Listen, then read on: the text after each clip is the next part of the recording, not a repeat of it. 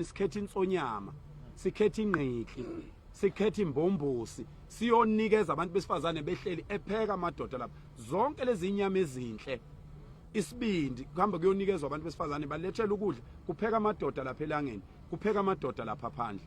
Kwenzekani emadodeni ilanga malishona?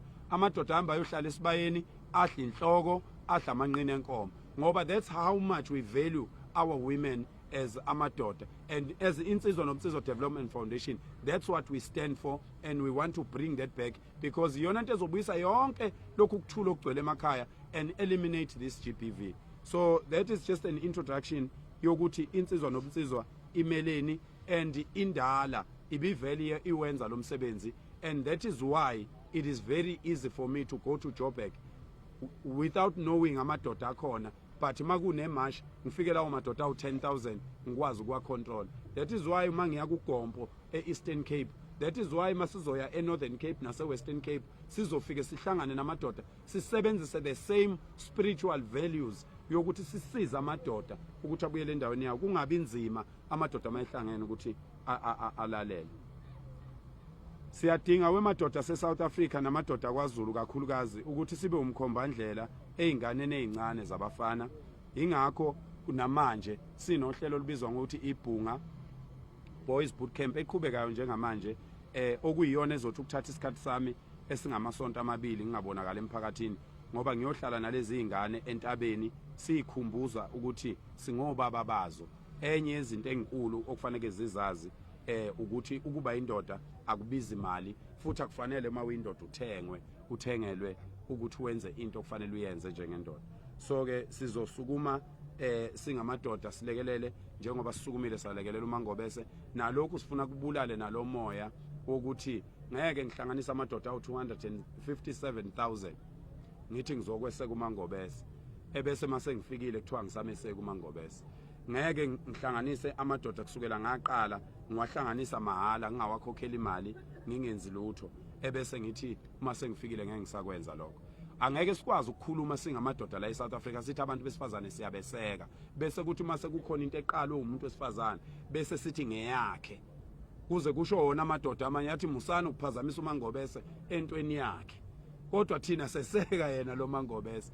Uyabona abantu kwabanomoya omubi bagcwele emhlabeni, bahlale bekhona. Into engayikhulekela mina ukuthi yena uMangobese Qobo angawemukeli lo moya kwabantu abafuna ukumkhandela into yakhe ihlale incane ingakhuli, ngoba nakho bebona ukuthi amadoda ayasondela azomeseka. Akukho lapho esake safika khona entweni ephathelene noMangobese njengensizwa nomnsizwa safike sathi uMangobese akabuye eceleni sekuyithi abanikazi bento. Izithombe ziningi ziyinqwaba sikhombisa ukuthi sihamba naye simbambe ngesandla simshayela uhlombe.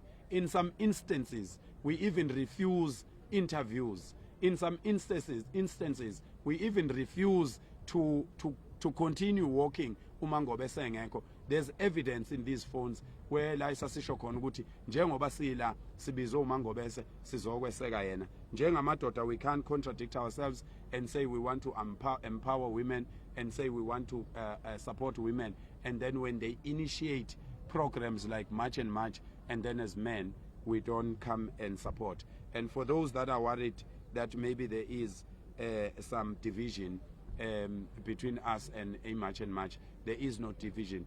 A March and March is a program of Usisi Mangobese. We support it fully with everything, and then Insizwa Nomnsizwa have been there.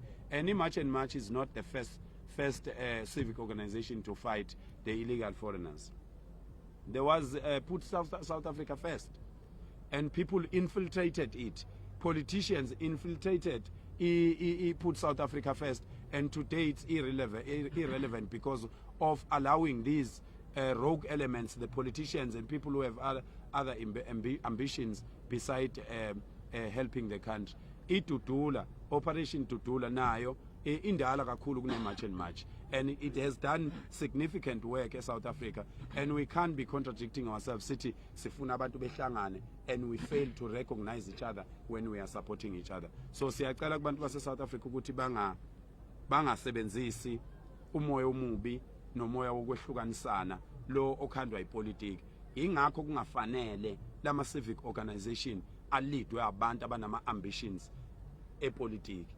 akufanele mangabe nje uleader umholi noma uyingxenye yemarch and march ubese uba nama political aspirations, because siyazi ukuthi lapha kuma lokhu kuma organizations ethu abantu asebephethe lama march kwezinye indawo abantu abafuna kuba ngamakhansela. Yibo ke laba bathi mabebuka uphakela umthakathi besaba ukuthi mhlawumbe uphakela umthakathi ufuna lento nami engiyifunayo, ebese ethi umuntu uphakela umthakathi ufuna ukuthatha into kaMangobese kanti uzama ukuthi uMangobese angabi nabantu abaningi ukuze yena ezothola lento ayifunayo. Mina ngistrong weingane zakwethu, ngifuna nazo weintatheli la eSouth Africa bambalwa abantu abastrong njengami. Ngistrong physically, ngistrong emotionally, ngistrong spiritually, ngistrong nje ngayo yonke nje into, ayikho into engingastrong ngayo. Ngisho ungakhuluma into embi kangakanani, there is nothing anyone in this world, in the entire universe, nobody can say anything that can, demoralize me. You can't demoralize me, because I was held with a hand every day for 21 years, from 0 years to 21 years. I was held, ngangibanjwe ngesandla, ngitshelwa impilo, ngitshelwa umlando, ngitshelwa yonke into, ngitshelwa ubudoda, ngifundisa ukuthi buyini ubudoda bumelana. Abaningi bayamangala la. Uyabona kade ngithethiswa yenye indoda lapha ithi uyabona ke Phakela lento yakho lena ke manje yokuthi uhamba uqimbile lapha abafazi bethu sebethi ke manje indoda kufanele ibe nje, uyabona kube kungamanqoko, kodwa uya understand ukuthi kuhamba kuze kufike ezingeni lakho nabantu besifazane ngenxa yokwenza kahle indoda phambi kwabantu. Abantu besifazane bavukelwa yithemba lokuthi kanti amadoda khona, indoda into kufanele ibe kanje. Yingakho ke thina sikulwela ukuthi amadoda wabuyelwe yithemba, awabuyele ukuzethemba ayithande, abuye kube ubuqotho ubenza abantu bekubona, ubuqotho ubenze. Baningi abantu abangikhulisile mina la engingababiza ngamagama abadumile abakhona abadala baseParliament abakade beyingxenye impilo yami ngikhula, abazi kahle ukuthi kusukela ngina 7 years mangivele nginje angishintshi. So laba baphuma umkhankaso okuzama ukuthi bengingcolise noma bezama ukungiqeda amandla, akwenzeki kalula, ngoba yikho into ongayicinga ngame engcolile uyithole. Angiyiphili impilo engcolile, hayi ukuthi ngiyayifihla, anginayo impilo engcolile mina. Akukho ngisho yedwa umuntu wesifazane la emhlabeni ongaphumela obala athi mina njengoba ngikhona ngahlukunyezwa uphakela umthakathi. Yime ngilwela abantu besifazane, lokhu ngazalwa ngilela abantu besifazane. Ngaka ngalwa nendoda endala ifuna ukushaya udadewethu imeshela ngenkani, endala yaze ngikhiphela ucelemba ngathi lutho angiyindawo udadewethu lo, ngoba ngangifundiswe ngimncane ukuthi udadewenu uyithemba lakhe, usisi wakho kuyiphatha kahle kwakhe kulele kutheni wena njengensizwa emphakathini hlonipheka, ukuze insizwa noma iyeshela udadewenu imeshele yazi ukuthi lengane le inabafowabo lengane. Angikwazi ukushela lengane ngenhloso yokufuna ukuyichaphaza. Ilokho kufanele sikubuyise sizinsizwa, ilokho kufanele sikubuyise. So lwaba bazama ukona lo msebenzi ongake sesiwenzile ngeke kwenzeke. Insizwa nomsizwa, whether akhona amanye ama civic organization noma ngaba wekho, insizwa nomsizwa lokho kufanele achieve eSouth Africa izoku-achieve eSouth Africa, ngoba we are very consistent. Ayikho political party noma a politician esike yafika kithi ngasese yakhuluma nathi isitshela ukuthi asiyeke ukuthi asenze ukuthi esitshela ukuthi asiyeke. Awukho umhlangano esiwufihlayo uma ngabe sihlangane nomuntu, ngoba sisuke senzela lokho ukuthi kungabibikho izinto abantu abazoyisola, kodwa labo abafundiswe ukuthi yonke into emhlabeni yenziwa ngemali, we are here to teach them a new lesson. Wonke umuntu owazi ukuthi kuyantshontshwa emhlabeni, wonke umuntu owazi ukuthi kuyathengwana emhlabeni, insizwa nomsizwa izo redefine i-honesty kubantu abasebenzela umphakathi. You can't say this is a hand and when you turn it the other way and then ubusuthi akusisona isandla leso. So ke besitha sendlalele nje bafowethu, siyafisa abantu besifazane eSouth Africa bengaphatheki kabi ukuthi mhlambe sesithatha imisebenzi yabo noma senzane. A wise woman will always know ukuthi uNkulunkulu always put men phambili ukuthi bavikele abantu besifazane. Manje ke ipolitiki ifundisa abantu besifazane ukuthi bangaphezulu kwamadoda. Yikho ke ninama ex angaka nje, uyabo. Yikho nje ninenqwaba yama ex, umuntu azabe proud akubalele ukuthi kune ex yami la, kune ex yami lapha, ngoba noMavuso nje uyi-ex somewhere. Uyabona? Mavuso. So our mid statement is a call for a new South African charter. South Africa needs a new national charter that reflects the aspirations and responsibilities of democratic choices of South African citizens in the 21st century. The 1955 Freedom Charter declared that South Africa belongs to all who live in it. Okungamanga nje. Asikwazi nje ukuthi singasukela umuntu waseBangladesh sithi naye ungwala. Ayikho leyo nto leyo. South Africa belongs to all who live in it. Many South Africans now believe it is time to debate whether the principle continues to serve the country's national interests or whether a new constitutional vision should be greater emphasis on the rights and responsibilities of sovereignty of South African citizens. South Africa belongs first and foremost to its citizens, who shall determine its future through the Constitution and the democratic process, while respecting the human dignity and fundamental rights of every person within the Republic.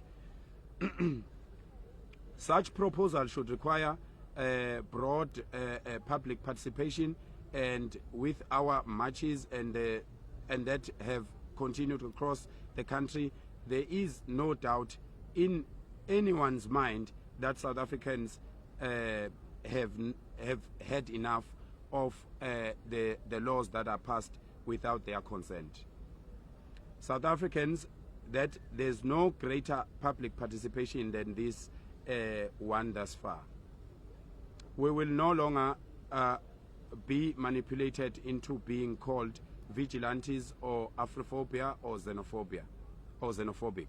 Government must act on immigration reform and border security. Bakithi kulaba bakithi abathi si xenophobic ngeke sifunde sonke lesi statement ngoba nisazonibuza imibuzo nelanga selishonile, sizonithumelela sona nikhulume ngaso. Kulaba abantu base South Africa abathi si xenophobic baqale masiqala iMarch bathi lento izolasta 2 weeks, ithe mayiqhubeka iba na 3 months bathi hayi lento lena it's an ethnic mobilization, ithe mayiqhubeka iba no 6 months kwathiwa hayi these are vigilantes. Kwakubhala nanga umngane wami wakwabhala nje, uyabona. So we have beaten every word, every name that is we've been named. We have beaten and we have proven to the government ukuthi we are not those names. We are South Africans who love their country. We are South Africans who want to see this country prosper. And in a short space of time, we have shown that imisebenzi khona eSouth Africa ngoba kukwazile ukuthi kuqashwa abantu njengamanje obasikhuluma uSpa unamathuba athi sizwa izolo late ukuthi uSpa unamathuba u15,000 for South Africans. Kade sizwa manje ukuthi lapha eThekwini indawo eziningi almost 1,000 emsebenzi evulekile, kunendawo eyodwa ekhanda uPoloni la eMbilo ekwazi ukuthatha abantu abawu500 replacing 500 foreigners. Now if you are telling me ukuthi we are xenophobic and then ade sibona manje lapho kuna 15,000 wabantu baseMalawi, so are you telling me ukuthi laba abantu baseMalawi bebengasebenzi? Bonke labantu baseMalawi bebengasebenzi njengoba ubabona nje ukuthi into yabi namabhadi as much as kubhlungu kubona amabhasi abo eginqika. Bathathe mina bangifaka ebhodleleni bethi bayangithakatha. Yes. Bangifaka ebhodleleni bafaka izibi, bafaka umuthi, bafaka amanzi, bafaka isithombe sami. Bathatha leso thombe bangena nasebhasini bahamba naso bethi baya naseMalawi. Lawo ibhasi endleleni. Uyabona? Ngeshwa elibhlungu, may his soul rest in peace, udriver we-truck ushonile aba-11 balimala. And that is a very sad thing to watch. Ukuthi abantu bakithi now even abantu abayizikhulu esikhundleni sokuthi bekhulume ngokuthi siyabonga bantu base South Africa, siyabonga ngokuthi nisukume nisikhombisa ukuthi lento ingenzeka, lento ebesihlula sonke lesisikhathi ingenzeka. But what abawoli benzani bathi uphakela umthakathi is unskilled, but no, he is an unskilled Zulu man because angikhuluma isingisi esikhulu angithi. Kodwa ngenza into, I can lead 257,000 men and they can walk through town without breaking anything. So ufuna ngibe skilled kanjani? Ubona ukuthi lamadoda emiza amadala kangaka Yesterday they were advocates, they were doctors, they were professionals, they were learned people ebebelapha emachine ebengibahola izolo. Bekunelunga leParliament ebengilihola izolo lapha. So I'm unskilled because angikhuluma isilungu esikhulu ema boardroom where you guys measure each other ukuthi omunye ufunde kangakanani omunye ufunde kangakanani. What is the purpose of going to school when you can't do anything? What is the purpose of going to school if you can't stand up for the country? What is the purpose of going to school when the country is going down and the laws are being broken in front of you? And then as soon as abantu base South Africa besukuma bethi awuthi siyilungisele nansini ubese uthi wena we must follow the law. You are the law, you are in parliament. You are the law, you are in parliament. You're supposed to have enforced these laws long time ago. And then you are trying to hinder us from doing our work because you feel like you are going to lose your position. Very, all of you in parliament, you might lose your positions because these men and women, they are ready to take those positions. As you can see them walking through the streets and fighting and chanting, talking about our country and fighting for our country. They are ready to go and fight for this country. Sebe ne budget parliament because we are doing this without a budget. No amount of propaganda defile terrorism, patriotism will defile patriotism or erase the sacrifices of our ancestors. We as Insizwa Nomsizo Development Foundation, we have noted the utter contempt of disgust, the cowardly and malicious campaign by certain individual political opportunists who have resorted in spreading falsehoods and fabrications that our struggle and commitment in South Africa are funded by Israel and other Western powers. Sengiyagcina la sengizonikeza imibuzo ngoba izinto eziningi engizokwazi ukuyiphendula izokhulunywa nina kodwa ngizosithola lesi statement. This was very important for me to touch.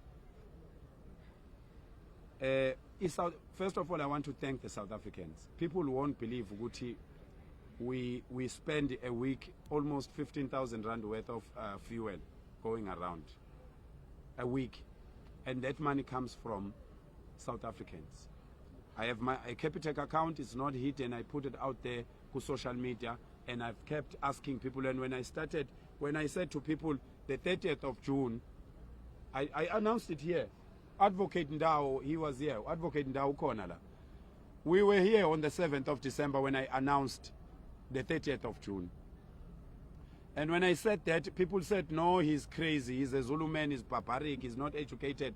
So I don't care. Mina ngifuna ukuba educated. Mina ngiyazala, ngizala izingane.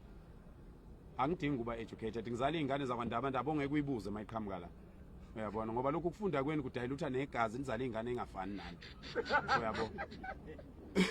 So ke ngangilapha ngimemezela umhla ka 30 June 2026. Abantu bathi ngiyahlanya ngenza yonke into. But more than 2 million illegal immigrants have left this country. As we are talking right now, we have our intelligence in the borders. People are leaving because they know ukuthi sizoqhubeka nalento. They understand. Today I got a call from a guy from Zimbabwe. We spoke for 30 minutes. He was ebonga abantu base South Africa. Enbonga abantu base South Africa. Ebonga ukuthi nibakhumbuza ukuthi bona bangamadoda ngempela. If you are a man, you are calling yourself a man, and you are here in South Africa. You left your child, you left your wife, you left your relatives, you left your own place, your own land of your forefathers, and you are sitting in South Africa for 5 years without seeing your child. But you got a nerve to confront uPhakela Mthakathi ohlala nezingane zakhe obona izingane zakhe every after 2 weeks. You want to confront me and say I'm xenophobic, I hate Africans. You hate yourself. You hate yourself as an African. You can't leave your child. You can't be away from your child for 2 years. You cannot be away from your child for the whole year. Only soldiers are allowed to do that. Not a person enjoying himself, drinking all the savannas and Black Label and everything here in South Africa, enjoying that because they say Black Label in South Africa is more nicer. Is more nicer than the Black Label in their country.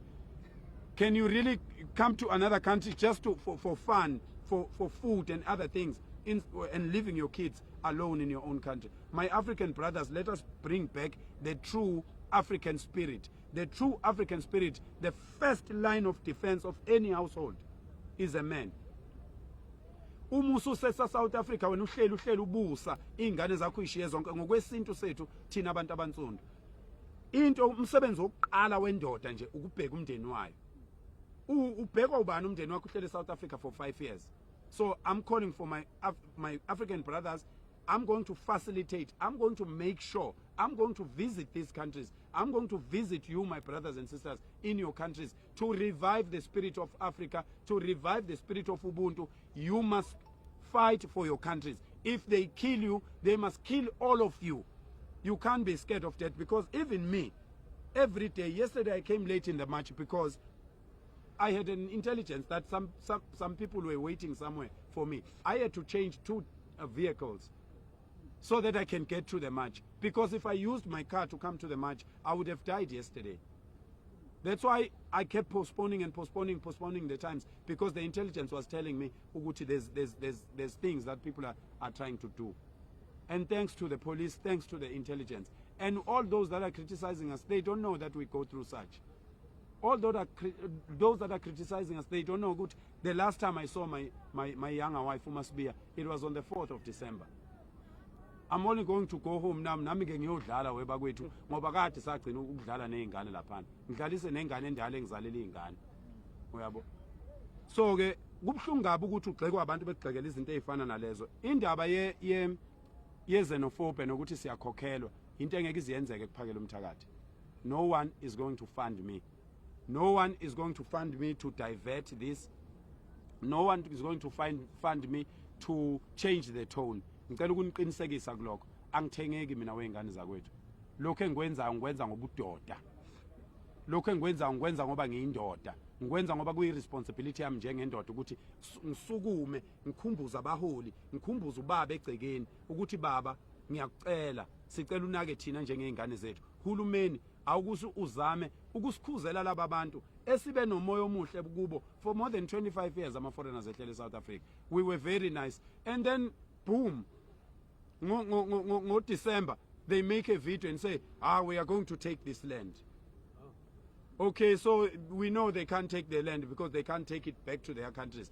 But the worst thing they said, the worst thing, they said they are going to take our women. Awumthinta umfazi kwaZulu, akathintwa umuntu wesifazane kwaZulu. Yiyo ke into yasisukumisa leyo. Sathi uyabona ke abasho lokho kuphela. Uma bethi bazothatha abafazi bethu ngoba basho ukuthi bazothatha intombi, bathi bazothatha abafazi bethu. Inhlamba ke leyo uma windoda ukuthi nje unga relaxa uthi ngoba wakho umfazi akabakakhulumi ngaye akunankingi ngoba bazomthatha ngempela.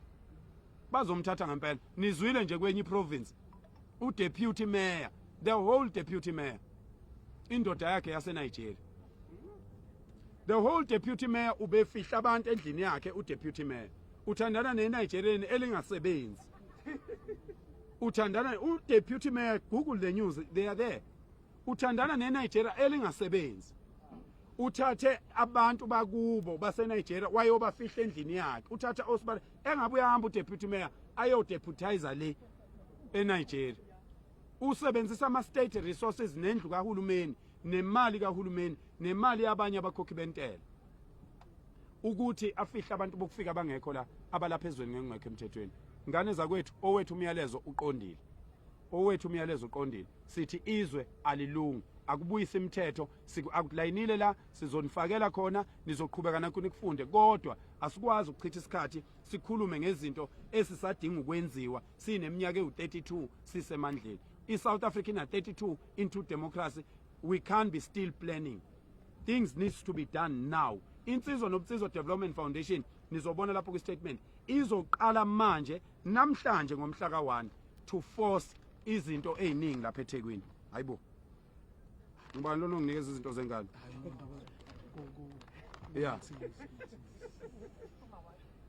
Kuyabona ngathi ngiyazala. Hlala kunezinto zezingane emotweni. Siyabonga. Benganandaba nokujuluka mina. Indoda mayikhuluma into eserious iyajuluka. So ke sizoqala izinto ezinkulu njengamanje bafowethu ezokuthi sihlale entweni manje njengalapha eThekwini. Into esizoyenza njengala eThekwini njengamanje sizoya kumasipala sikhombe ibhilidi sithi umasipala namhlanje khipha laba bantu namhlanje sisuke siye kwelibe akukho ukuxoxa okuzokwenzeka akukho ukuxoxa okuzokwenzeka sizofika sikhombe ibhilidi ngoba amabhilidi abahleli kuwo barenta kumuntu osebenza kwamasipala barenta ibhilidi ngelika works it was vacant and then strategically ama Nigerians ahamba yongena ebhilidi ubani owatshela ukuthi lebhilidi alinamuntu ubani owatshela bangena bahleli bayeka ukuhlala ukuthi bahluphekile baphenduka baba ngama landlords sizoya kwa Transnet izindlu ka Transnet zonke lezi ezigcwele lapha empilo okuphekwa kuza ama drugs sizoya kwa Transnet sithi sicela usinike uhla lwezindlu zakho Transnet sicela usinike uhla lwezindlu zakho public works masipala nengwelanga lithile siya kunansi indlu siyoyilungisa siyoyivula sicela abantu abaphakathi ukuthi abaphume ebese leyo ndlu isetshenziselwa laba bantu abakhahlamezwe ezikhukhula balapha eSouth Africa behlale kulezo zindlu ngoba vele azenzi lutho abadingi ukurent abenzi lutho ugesi awukhokhelwa kwenziwa lutho abaqhubeke bengawukhokhela ugesi bengenzi lutho kodwa kuhlala abantu base South Africa ngoba nakho for so many years abantu bangaphandle bahleli kulela bhilidi abawukhokhela ugesi. Can you imagine kune bhilidi la okuthiwa abantu abokufika bahleli khona batshele abantu izolo ukuthi bona bayindawo kodwa kunomasipala la eThekwini thina ke njengeinsizwa sicela umasipala ukusebenzisana naye namaphoyisa sifike simkhombise khipha laba abantu namhlanje uma ngabe ngabakhiphi siyahlala lapho bazohlala lapho ngaphakathi abeza ukuphuma beyothenga abeza ukwenza lutho sizohlala lapho angithi abangamakhosi bayagada sizobagada ke thina sibona aliki drug elizodayisa la eThekwini ukusuka manje kuya kuDisember nizobona kuzophela ukudayisa kwama drugs la eThekwini ngoba kwenziwa ngamabomu kwenziwa izikhulu namaphoyisa nani ukusuka manje sibiza igama lomuntu sikhipha ubufakazi sibiza igama lomuntu sikhipha ubufakazi futhi asifuna amaphoyisa lokho eyoboshwa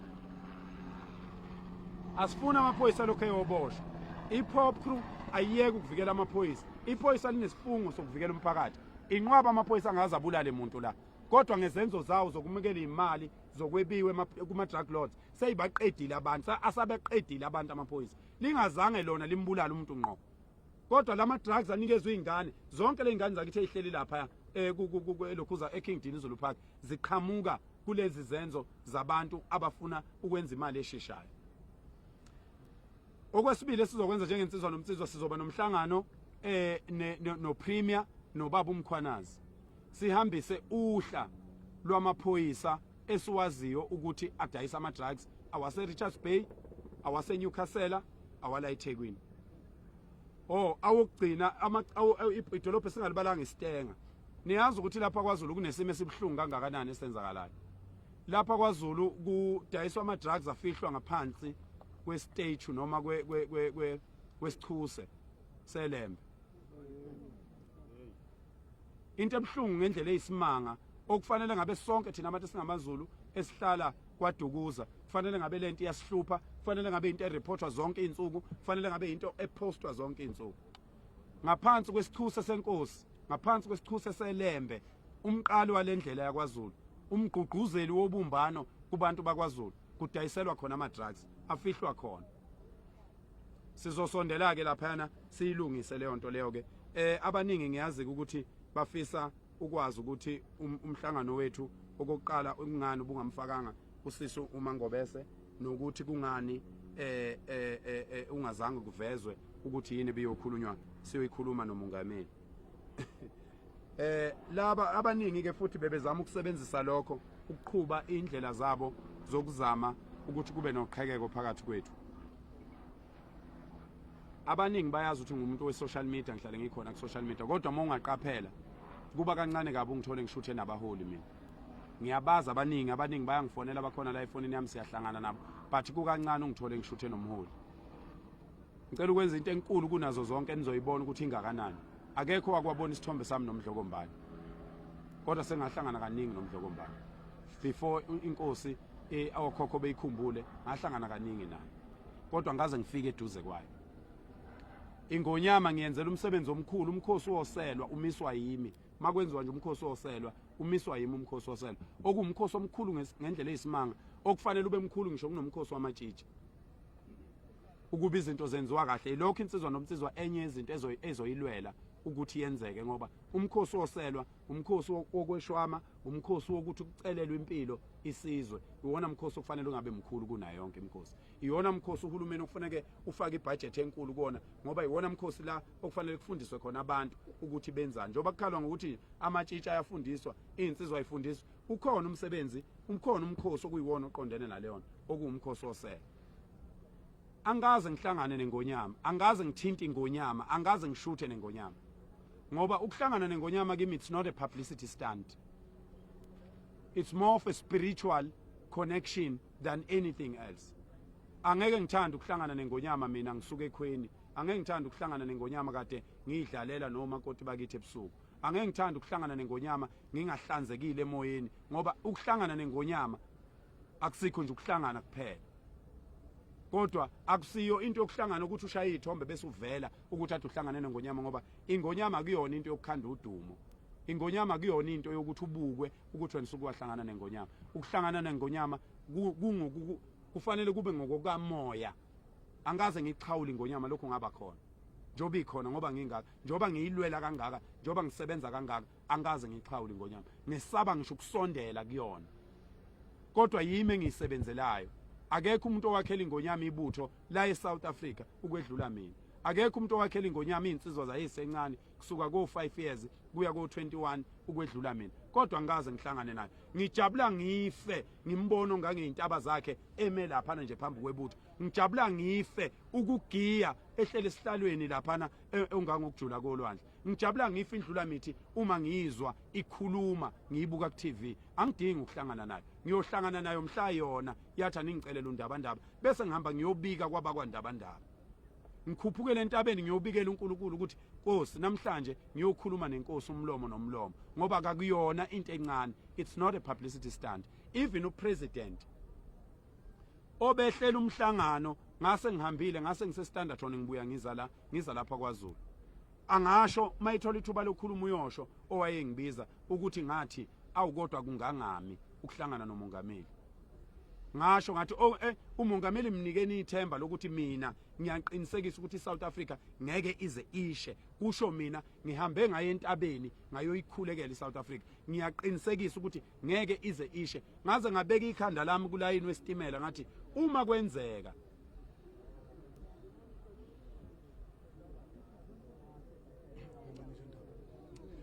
wensizwa bafethu wensizwa lapha emuva besicelile ukuthi umsebenzi hayi ngizokhuluma nensizwa mase ngiqedile.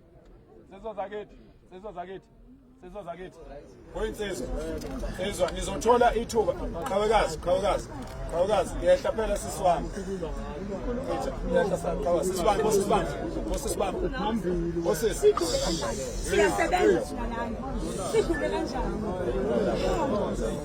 Qithu. Isimoya sisi. Abafuni. Hayi ngeke sisinqe sisi. Hayi sisi.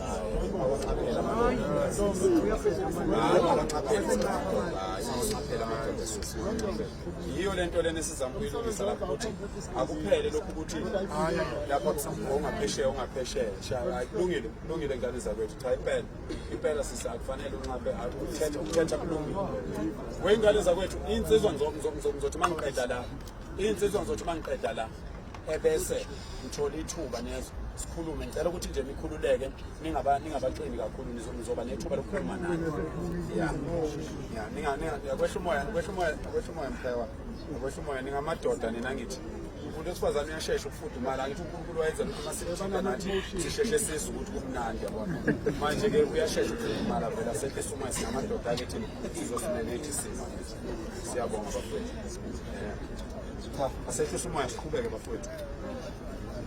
Bengisachaza ke bafowethu ukuthi mina angisiyena umuntu othanda ukuhlangana nabantu abakhulu okungakafiki izingeni labo, ngoba kugcina kuba ngathi kuumdlalo nje. Kugcina kuba ngathi kuumdlalo ukuhlangana nopresident, kugcina kuba ngathi kuumdlalo ukuhlangana nesilo mina ngiyaya emashobeni ngifike ngidedele abantwana ngidedele cha ingane zakwethu ngeke phela ngeke madoda ngeke sikhuluma into eyodudu ngeke sikhuluma into eyodudu ngithe mina ngizokhuluma nani mangiqeda la ayikho ke indoda ekhuzwa kabili ngoba nayibona iSouth Africa njengoba injena nje amadoda angayigeqi indlebe amadoda njengageqi indlebe uningabona ukuthi kungabalula kanjani iSouth Africa lokho esizama ukukhanda yabo so ke abaningi sengisho ukuthi lensizwa lena ebikade ngifonela ingicela ukuthi ngicela umongameli kwaphela 20 minutes ngiphika ngithi cha mina ngihlangane nomongameli mina yini indaba ningangitsheli ukuthi kwakungo9 ebusuku yini indaba ningangitsheli ukuthi umongameli ufuna ukuthini kimi bese ngisho mina ngomphendula umongameli yenqaba lensizwa kwathunyelwa umuntu wesibili ngenqaba kwaze kwathunyelwa umuntu oseParliament wangifonela uxolo wangifonela umuntu oseParliament wazichaza ukuthi ungubani kwayima ngivuma ukujika eStandard Hall baqala ukungifonela ngakafika eStandard Hall bangifonela ngibheke eStandard Hall kwakusasele 35 minutes ngifike eStandard Hall ngajika eStandard Hall ngabuyela emuva eGoli ngahamba ngayohlangana nomongameli abaningi ke bakhala ngokuthi kungani uJacinta singamtshelanga thina uJacinta sengihlale naye imhlangano cishe emithathu ngahlala umhlangano naye noMkhwanazi nobaba uMkhwanazi uTata uMkhwanazi ngahlala umhlangano noPremier aphinde ngahlala umhlangano naye noPremier aphinde ngahlala umhlangano naye noPremier futhi kule mhlangano yomthathu angaze ngimfonele uJacinta ngithi akeze emhlanganweni angaze ngimfonele ngoba kwakungemina engangibiza umhlangano awukwazi ukumenywa emhlanganweni bese umema bakhe abantu futhi nawo umhlangano oqala sasibizele lapha eMarine Parade sahlangana saficana sesificana khona ngoba umuntu owayebiza umhlangano wayesifuna sonke namanje nje basibiza sifonelwe ulona usifonelile sibizela emhlanganweni kaPresident umhlangano kwakulokhu kuhlalwe ngo2 mina ngisemashini uPresident akangifunanga ngo9 ebusuku kwakufunwa mina ngizonikeza uPresident isiqiniseko ngoba nizokhumbula ukuthi uPresident wayihlangene neNgonyama ngayizolo iNgonyama yamnikeza isiqiniseko sokuthi uphakele umthakathi ngiyamazi angeke abantu bone mangabe ekho lapha azobe khona uPresident akakhululeke ngeke kuze konakale lutho uPresident ufuna lelo zwi kimi ufuna ukuzothi ndoda ade ngihlangene neNgonyama iNgonyama ithe akuzubonakala lutho kunamazwe akhathazekile asaba ukuthi azolanda idumbu eSouth Africa ngenxa yakho ngathi mina President ngeke isiyenzeke lo ayethembisa iNgonyama ngamethembisa uPremier ngiyakwethembisa nawe President uma kwenzeka kufa abantu bebulawa ngabantu abazobe behamba nami President cela ukhiphe order yokuthi uMkhwanazi akangibona ngathi ngiphuma kuPresident ebusuku ngo11 abe ngithola ucingo lukababa uGeneral ubaba ukwale Nkosi wathi indaba wangethembisa wathi ngeke kwenzeke lutho ngicela kusasa kwenzeke lokho ukuthi kwenzeke ngalendlela owasho ngayo wathi kuzokwenzeka ngaye entabeni mina wengane zakwethu abanye babehleka bethi ngumfundisi abanye babehleka bethi sungazi uyokhulekela izonamba bani namhlanje ngumhla ka30 abanye babesho njalo namhlanje ngiyokhuleka babesho njalo nayizolo bebelindele okubi kwangenzeka ayikho into eyimfihlo ekhulunywe phakathi kwami nomongameli abanye ke omunye izolo ngifonelile wathi ayiphakela sengiphoxeke kabi umuntu omkhulu wathi sengiphoxeke kabi manje kuthiwa wena usunikezwe imali uPresident usho umuntu okade engekho uthi nginikezwe imali unikezwe uPresident ngangena ngigqoka amashoba kuPresident ngibathe nalo ibhayi ngigqoka ubrand o-rust namashoba ngiqimbile ngangena ngahlangana naye ngigqoke kanjalo ngaphuma ngigqoke kanjalo ngangena nongizwe nomholi lona esasamba naye nongubani sangena sigqoke kanjalo saphuma sigqoke kanjalo akekho umuntu owaphuma nemali lapha abantu abayeke ukuqagela izinto okokuqala okwesibili abantu abayeke ukuthi mabezonda ubaba uRamaphosa uPresident bese befuna sonke simsonke mina ngizondana kodwa engakutshela uPresident ngamtshela uPresident wazi wangibuza ukuthi ngafundaphi ngoba ngamela ukudoda lapha na mina ngamtshela uPresident okokuqala wayizocela uPresident ephakamisa isiphakamiso sokuthi singakwazi ukuyihlehlisa lento ingabi ngomhla ka30 ngamphendula uPresident ngathi ngeke kusenzeke President ngoba okokuqala ukuzohlangana nawe bekungahlekiwe kungcono ngoba kade sayiqala lento siqala isimemeze ukube kwenzeka kwasheshe kwahlela kwahlaleka ngabe saselula isikhathi kodwa ngase ngimqinisekisa ngathi hayi president njoba president efuna sihlehlise akakhululeke umhla ka-30 deadline akusho ukuthi kusebenza kuphelile sicela ukuthi azi ukuthi upresident kuzoqhubeka even ngomhla ka-5 kunemarch evele ihleliwe ngomhla ka-7 kunemarch ngomhla ka-10 kunemarch kuyaqhuthekwa ngoba iy'nkinga kayiphelile ubonga upresident wacela ukuthi sigcine ukuthula wakufakazela ukuthi uhlanganile neNgonyama yamnika isiqiniseko ubezocela leso siqiniseko kuphela ayikho into embi esixoxe ngoJacinta akuyona imarch and march ebifuna upresident ubefuna uphakela umthakathi wabiza uphakela umthakathi uma ngabe edingwa uMangobese uzolanda uMangobese futhi njengoba kade ebize mina ubebize mina bakuphoqa kusuka ngo2 emini bengifuna baze kwayoshaya u9 ebusuku ukube ke babemdinga nayo uMangobese babezomfonela bembize akumina engangibize umhlangano bakwethu yekani ukuthi uMangobese ngamshiyelana akumina engangibize umhlangano professionally you can't be invited in a meeting and then wena bese invite abantu bakho ingakho mina nizobona kwezami izithombe ngishuthe nomongameli nongizwe I can't bring even umuntu umfana omncane wami engihamba naye ngithi akahambe ushutha nomongameli because that's how much I respect this. I can't bring anyone uyeke ukuthi asimbiza uMangobese I can't invite even my own child yayikhona emotweni ukuthi izoshutha nomongameli because I didn't even want to sit in that meeting umongameli ngiyubani mina uhlangana nomongameli angaze ngihlangane neNgonyama yimi engisebenzela iNgonyama yimi ifela Nkosi yimi engifela iNgonyama yimi engivinjwayo eNdlunkulu kuvimba wonke umuntu eNdlunkulu ukuthi uphakele umthakathi asondele eNgonyameni abazi ukuthi angifuni ukusondela eNgonyameni ngiyosondela eNgonyameni mhla iNgonyama ilele kwagogo iyavuka inegama elithi ayilande mina ngiyosondela ngalelo langa angidingi ukuvela ezithombeni neNgonyama ngoba isithombe ngiyosishana eNgonyama kuyoba into eyoba umlando weingane zami njengesithombe engasishana uShenge ngahlangana naye ngimncane kodwa nginezithombe ezu3 zakhe ngahlangana naye ngina 9 bengimbona almost every weekend for the rest of my life kodwa angaze ngishuthe naye zonke lezi izikhathi asikufundeni lokho ingane zakwethu kubantu abakhulu akuveli ukuxambukelwe nje ngoba kwenzeka amaphutha ugcine sekukhulunywa nezinto okungezona nokuvela nje kwezithombe kaMongameli kwakuyona into ebihleli ukuthi kufanele ivele ngoba bekufanele kwedlule lokhu ebese sibuyela siyohlala phansi noMongameli ebese sibuya ke sisho ukuthi nakho bekufanele kwenzeke akukho okwenzekile uNkulunkulu uyalithanda lelizwe uNkulunkulu weseke okuhle uNkulunkulu ngazo zonke izikhathi uma ngabe bona abantu bakhe behlangene ngobuhle kuba phakathi kwethu njengamanje uNkulunkulu phakathi kwabantu base-South Africa ufuna kulunge izwe ngisho umoya nineni izintatheli ngoba ningabantu abakwazi ukubuka izinto ngeselijulile niyabona ukuthi abantu bafunani iyona nkulumo le labo kuningi babantu adubula phezolo iyona kuphela inkulumo uhulumeni okufanele abone ukuthi hayi laba abantu bayakhuluma ebeselungisa lokho sekuphelile akukho umuntu ilokho besizokusho kini namhlanje ukuthi lelizwe lizolunga amamatha ayaqhubeka kodwa manje sesizoba more operational siye emafemini siye emaplazini siya kuma-estates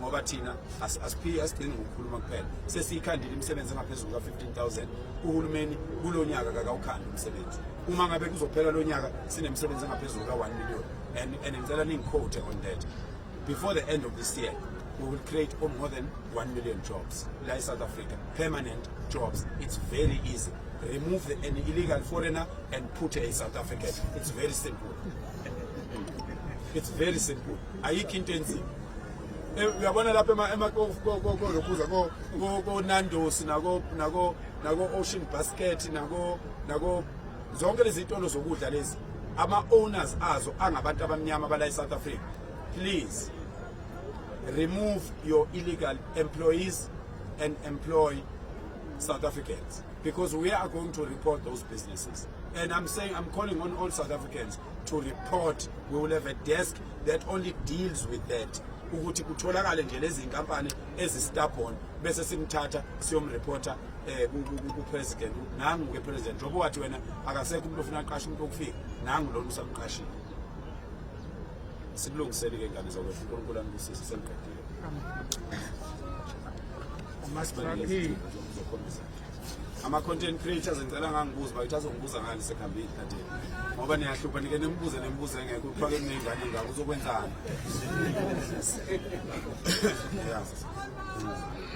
Kulungile bafethu, siyabonga. Sinenduna uSiyaya sizoba nenduna uThusi ehleli ngale kwesokunxele ukabhubhana. Ngicela ukuthi sithathe imibuzo izoba mina bese sinikeza ubaba nabandaba phezulu bese siphinde futhi sithatha eminye imibuzo ibe mina. So ngiyakholwa ukuthi njengoba ngihleli phansi ngiyibona nonke ukhona usisi sengimbonile lo usisi wethu uzosho nje igama bese usho i-media house mina zobe sengifana phansi ngiyakubona ngokusizwe ngiyakubona nawe uNtombi ngiyakubona nawe mfethu kusho ukuthi imibuzo yokuqala leyo emine esizothatha bese sigidela ubaba nabandaba ingabi media kuyasho ingabi media kanjalo nje uyazisho ukuthi ubani uphuma kuyiphi media house bese uyadubula ngokukhulu ukushesha nezuke lithi ukuphakama ngoba sivulekile. My name is Nomsa Masego from BBC News. My first question, would you just give us a summary of what you discussed in your meeting with the president?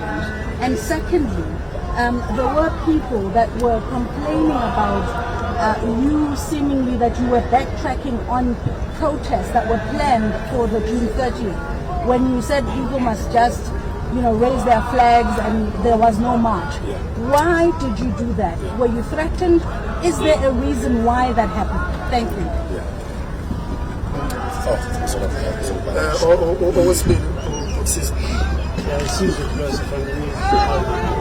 I just find out checking whether after the particular meeting with the president, did you give one of your partners in crime in the form of Jacinta Moleze here that courtesy call just to bring her up to speed with what transpired on that particular meeting?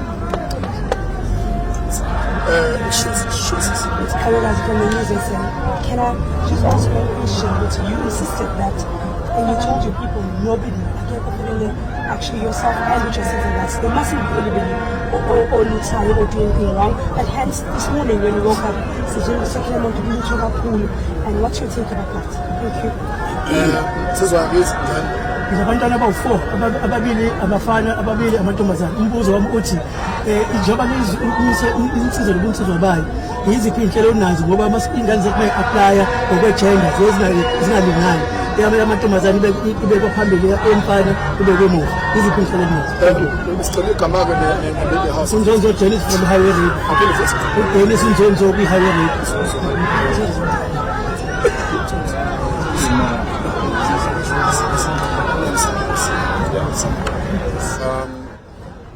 President isizathu sokuthi kufanele asibone because there were a lot of intelligence reports that were saying we are actually.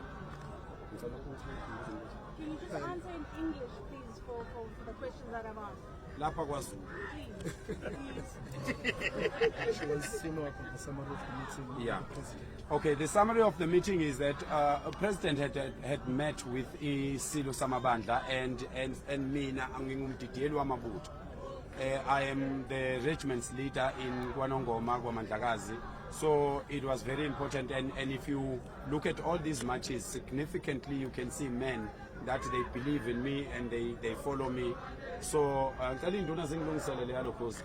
Ngicela zingilungiselele yanto leyo. Bathi siyaqeda manje babuthusi. Ngicela ungitshela ukuthi siyaqeda manje. So it was very important for President to give us the intelligence report and then ask us what are we going to do with that, because apparently the hostels, there was a big lie that hostels are going to attack people in the locations and they're going to attack people in businesses and everything. Then I gave, it happened that on the same day I had umhlangano with izinduna, more than 220 were induna, and then I told them, good guys, let us not go, before the meeting with the president, I had already told them that please, there must be no marches because there are people who are planted. When you are doing those marches, they are going to infiltrate your crowds and do the wrong things. So the name is going to come back to us as Amadoda to say we can't manage our own people. So that's what we did.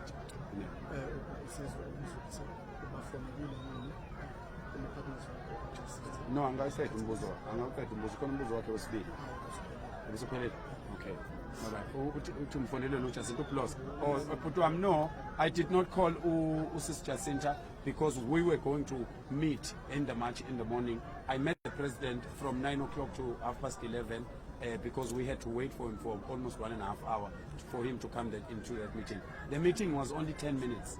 He asked questions, I answered him. He asked me if I can postpone, I said no. And then he said, please keep it peaceful and people must carry on with their constitutional right.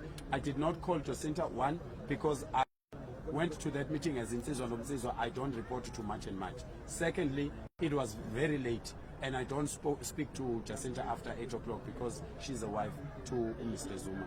And we have our own meetings, secret meetings where we sit and talk and discuss things. No, I have no Siswam Kawagazi.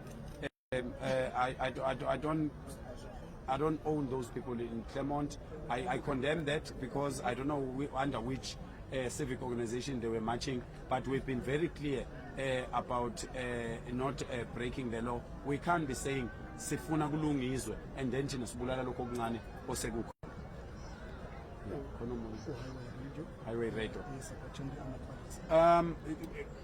That is the issue. That is one of the issues that we have in our statement here, which we will get access to. That we need to first do away with this gender thing. We need to the first thing okufanele siyeke ilena yokuthi sifuna ukuthi masikhuluma kube ipolitiki kube umuntu osifazane nomuntu wesilisa. Akwenziwe nje into eqondile. If umuntu intombazane iqualify umsebenzi ayiqashwe. Uma insizwe iqualify emsebenzini ayiqashwe. Akuyeke le politiki ebulale imndeni ngoba le politiki yentombazana nomfana umuntu wesifazane nomuntu wesilisa iyona ebulale imndeni ngoba we lose the bigger picture and we start saying who's powerful and who's not powerful instead of complementing each other, because why always when you need to have children you need a woman?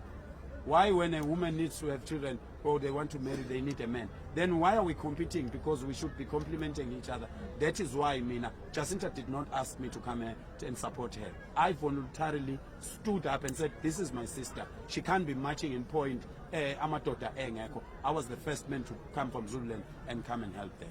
So we need to do away with the politiki. Hayi abafazi abanakiwe, hayi amadoda abanakiwe. Let amadoda yiwo ufuna abhekizwe. Ukubhekizwa kukhulunywa ngokumakhulunywa ngokubhekizwa, kukhulunywa ngokubheka izingane, abantu besifazane nomnotho nayo yonke into nemingcele nayo yonke into. So ke ilapho ke imisebenzi mayisikhona. Empeleni mayisikhona imisebenzi asikho nesidingo sokuthi kuthiwe kufanele kuqashwe abantu besifazane abangaka nabantu besilisa abangaka. Imisebenzi izoba miningi kunabantu. Ngoba ikhona imali eSouth Africa. Look at the 600 million. It just came out of blue. So imali eSouth Africa ikhona ayikho ngisho encane inkinga. So ngicela le politiki ye gender iphele, asikhulumeni ngobuntu, asikhulumeni ngehumanity, asikhulumeni ngamakhaya, amadoda wamela amakhaya, insizwa kayihlawula izingane, insizwa kayithanda izingane, odadewethu ababe committed endodeni abayithandayo ukuze bengaphumi kusasa bebe ngama activists. Ama-activists ukuthi bona bayiphathanga kahle empilweni zabo. Namadoda wayeke kuhambe ezalisa izingane avuke kusasa athi abantu besifazane bayabheda. Uthi bayabheda kodwa unezingane inqwaba kubantu abehlukene. So we need to cut all that politics, sibuyele sibe ngabantu. Izwe lizolungiswa yilokho. Lo lungiswa umoya omuhle. Asiqhubekele izoba mina futhi eminye imibuzo. Ngizobuyela kuyona. Yeah. Cha umbuzo wakhe awuphendule ke. Cela usho mama. About backtracking. Yeah. Were you threatened? Did you do that because you feared for your life? When you said that there is no march on the 30th, people must just send videos of flags. What happened? One, I am a leader, my sister. I am a leader. I have so much experience. I have more than 25 experience leading men. I know men.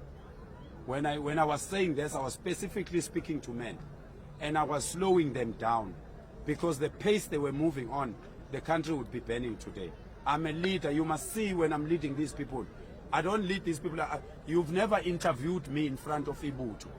You've never interviewed, nobody has interviewed me in front of Insizwa. I'm always vigilant and checking and making sure because I know them.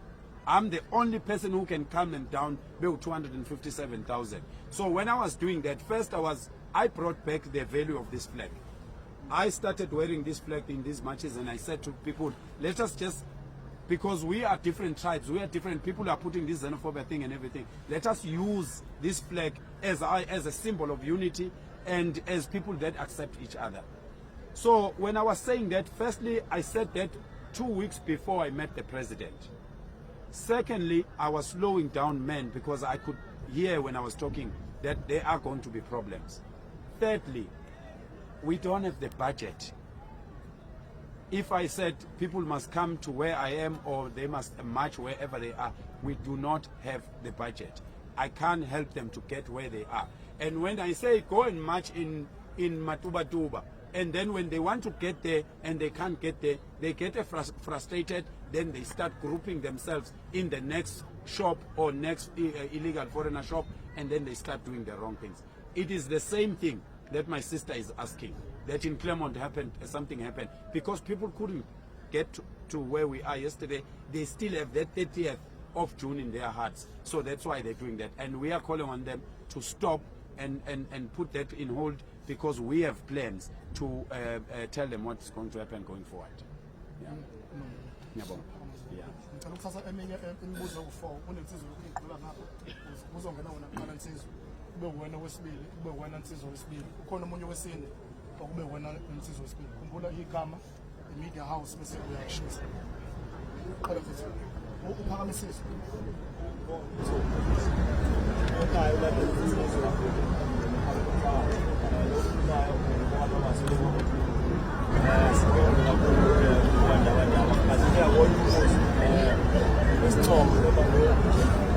media house friends ngicela ukuyibamba ngapha ngicela ungene friends. Indemnity from News from Africa. So your critics will say that you are saying SPAR has 15,000 jobs, there is another 10 in Durban, and there are 2 million people that left, and some say, where's the proof of that? Do you have any communication, official communication from SPAR and all those businesses? No. Okay, no, I'm not sure.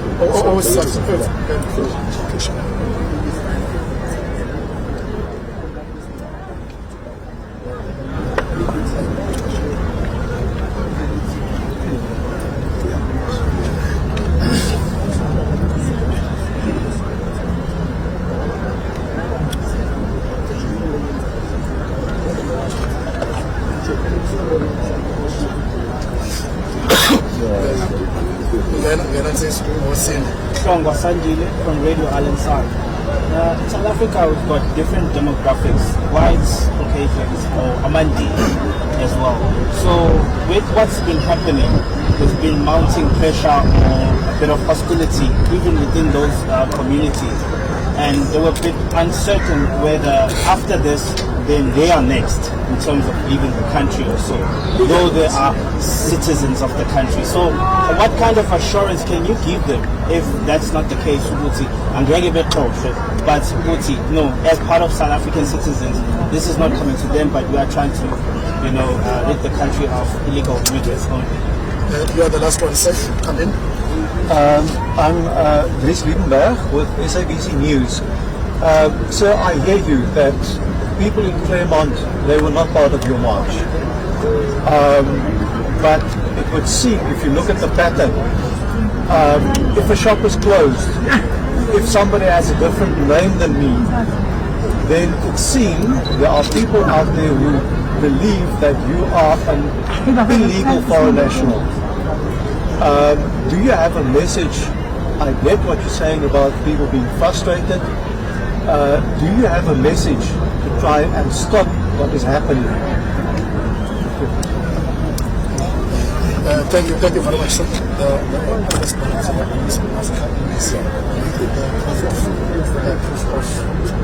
employment from SPAR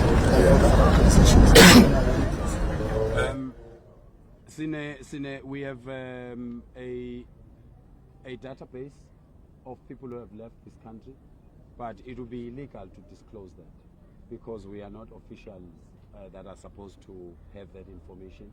But people of South Africa, police give us intel. Officials from Home Affairs give us intel.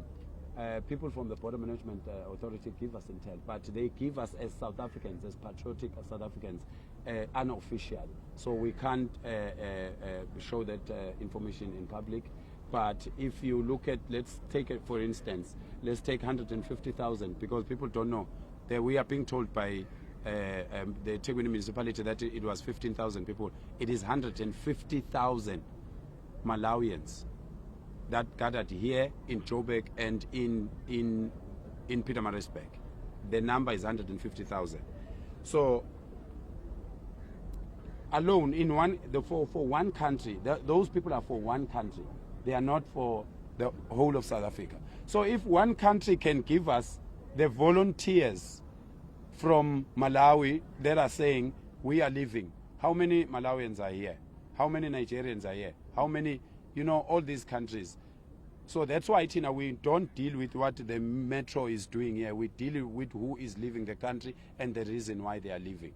And the jobs that are created, they are evident. Even Macro the USPA has advertised those jobs. It's on the public space. Macro in Cape Town has advertised those jobs. It's on the public space. A lot.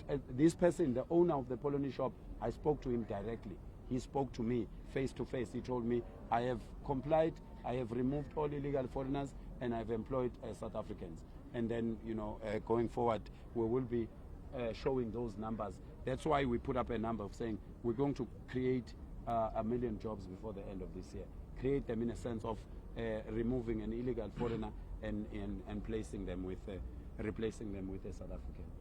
From Teams Life, security issue, are you about to leave? No, I can't, my brother. I can't discuss that. I can't. It's a very sensitive issue. You must not be fooled by a smile in my face. It is a very serious thing. It's a very, very serious thing and very complex. And according to intelligence, I'm not supposed to comment about those things, but there are numerous attempts and all those things. But backing off, it won't happen. You must remember, as a man, you are going to pass away. Either you are doing what I'm doing or not doing, you are going to pass away. And it will be a disgrace in your forefathers' history to pass away in this world without, standing for anything. It will be a disgrace to pass away when you have never lifted your finger and corrected something in this country, or told your child to buta ihambe kanje. So I know I'm going to die one day, not now. I'm going to fix this country before I pass away. I'm going to fix this country, promise you. And I'm going to die one day, not because somebody is going to kill me. No, they won't kill me. They can't kill me. It's not easy. This is not the first thing. This is not the first thing that happened to me. You see, the way, when I was in Joburg, when I was called back to the president, it was God. Do you know when I was called back to go to the office of the president, that was God. Because I was dying on the way. And when we changed that, when we said, no, we can't now drive to Durban, let us use the flight. The first flight, when we came in the morning, we got the intelligence that we must not be in that flight. When we took the second one, and we were told that we are not, until the police came there and explained to me that this is 1112. Usisumambat, I think ukhona la for intelligence. She was the one that was doing that. So it is hard. It is hard. That's why it is so painful when you listen to people criticizing and crying that you didn't meet Subanbani, you didn't tell Jacinta about the meeting. They don't know what I go through. And nobody, not even one of these civic organization leaders are going through what I go through. Because people have just taken this thing and they placed it on me. I'm going to that man's question. They just placed it on me like I'm the one who started this fight. I did not start the fight. I'm very clear. You can go as back as 2013. I've been saying what I'm saying today. And I've done a lot in making sure that the country, wherever I can, is fixed. So I can't discuss my security issues. It is a very complex and very painful story, but I don't mind, and I won't die. And so, Mam Telezi, you can kululega, Mama. Maybe I'll still lobola you. You don't know. Phela yami le media briefing angizukhuluma ngathi mina ngiqashwe SABC. Yabo. Ushonga Al-Answer Radio ufuthi wazi ukuthi ashokisha ama-Indians. Yeah. Ama-Indians No, I abasabona can't answer that question because those people are not part of helping the country. They don't want to be part of anything. Instead of that, they want to keep labeling us and giving us names. And I would love to. I actually called for them to have a meeting with them. Luckily, you facilitate Ndabezitao, and I had a meeting with Abanye. But we really have to have meetings with Indian community. They need to be part of the things that are happening in South Africa. You must see when Bafana Bafana is playing with England, you know, here in Mapita. Indians are wearing the T-shirts for England and Manchester and Arsenal, and we can't accept that. We need to be one country. We need to become one people. We need to use this flag. We need to, even in your heart, if you don't want Bafana Bafana to win, at least don't show up.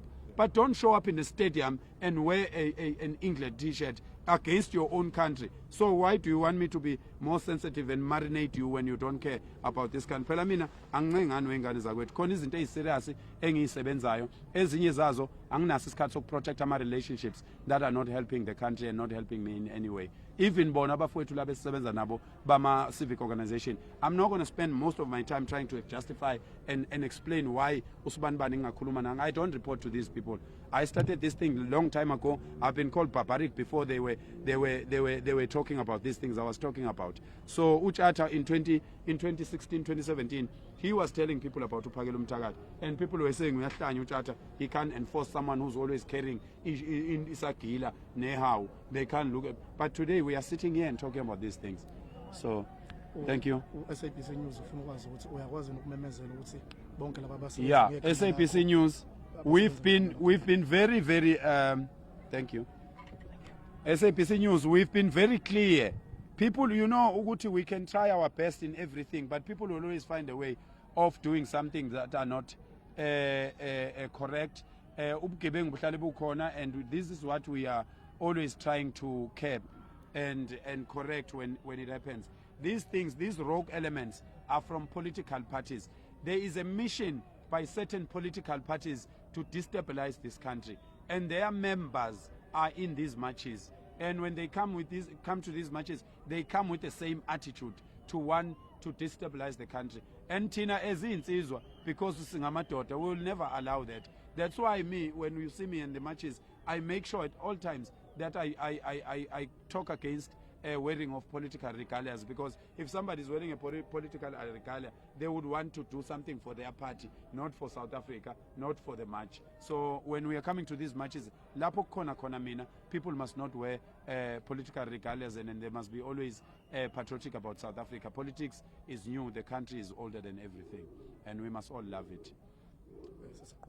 Asiqedeni manje ngani zakwethu asiqedeni bafowethu bisekhona eminye imibuzo. Ngicabangela babuthelezi ufuna ukuyongiphekela. Hayi no, siqedile.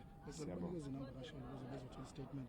Ngicela no sizobanikeza inamba kaGatsheni kunananga umfana nanga intathela ithathe nanga inamba umfana ayithole nasi statement njengamanje uzonithumelela sona nonke ukuze mhlambe ngaphambi ukuthi abantu beposta bakuposta bebona izwe aliye phambili bafowethu.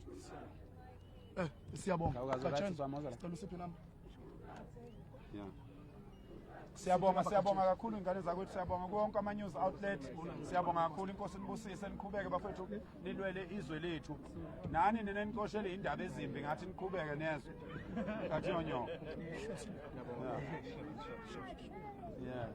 Siyabonga. Oh, insizwe siwanika insizwe. Ngicela aye lapha insizweni. Yeah.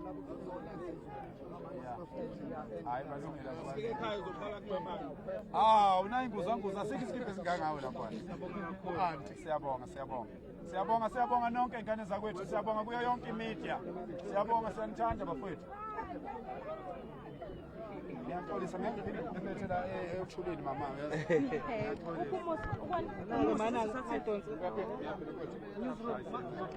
Newsroom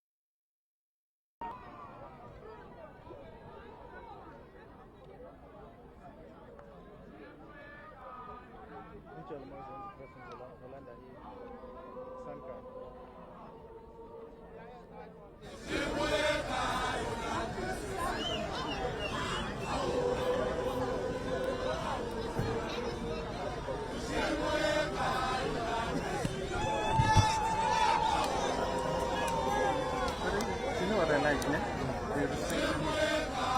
what I like. Acceptance is to say, wasn't.